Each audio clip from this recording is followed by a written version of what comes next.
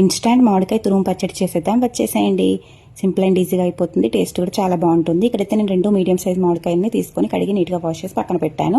ఇప్పుడు దాన్ని సన్నగా తురిమి పక్కన పెట్టేసుకోండి. స్టవ్ ఆన్ చేసుకొని ఒక కడాయి పెట్టేసి 1 స్పూన్ మెంతులు, 1 స్పూన్ జీలకర్ర, 2 స్పూన్స్ ఆవాలు వేసి లైట్గా ఫ్రై అయిన తర్వాత తీసి పక్కన పెట్టేసేయండి. ఇప్పుడు మనం ముందుగానే తురిమి పెట్టుకున్న మామిడికాయని దాంట్లోకి 2 స్పూన్ల కారం, 1 స్పూన్ ఉప్పు, ముందుగానే మనం ఫ్రై చేసి పొడి చేసి పెట్టుకున్న జీలకర్ర, మెంతులు, ఆవాల పొడి వేసి మంచిగా మిక్స్ చేసి పక్కన పెట్టేయండి. ఇప్పుడు దీనికి తాలింపు కోసం స్టవ్ ఆన్ చేసి కడాయి పెట్టుకొని ఒక 3 పావుల వరకు ఆయిల్ వేయండి. ఆయిల్ వేయడం తర్వాత జీలకర్ర, ఆవాలు, మినపప్పు, శనగపప్పు వేసి ఫ్రై అయిన తర్వాత ఎండుమిర్చి అలాగే కచ్చాపచ్చాగా దంచి పెట్టుకున్న ఎల్లిపాయలు కూడా వేసి లైట్గా ఫ్రై అవ్వనివ్వండి. ఎల్లిపాయలు, ఎండుమిర్చి ఫ్రై అయిన తర్వాత ఒక గుప్పెడు కరివేపాకు కూడా వేసి ఫ్రై అయిన తర్వాత కొద్దిగా పసుపు వేసి పచ్చివాసన పోయిన తర్వాత ఈ పోపును తీసుకొని వెళ్ళి మనం ముందుగానే రెడీ చేసి పెట్టుకున్న మామిడికాయ తురుములు వేసేసి మంచిగా మిక్స్ చేస్తే సరిపోతుంది.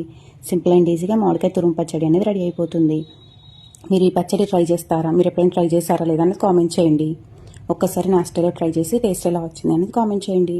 నెక్స్ట్ ఏ వీడియో కావాలో కామెంట్ చేసేసేయండి. Thank you for watching. ఇలా రెడీ చేసి పెట్టుకుంటే ఒక 1 మంత్ వరకైనా స్టోర్ ఉంటుంది. మీరు ఒకసారి ట్రై చేసి ఎలా వచ్చింది అని నాకు కామెంట్ చేయండి. Thank you for watching.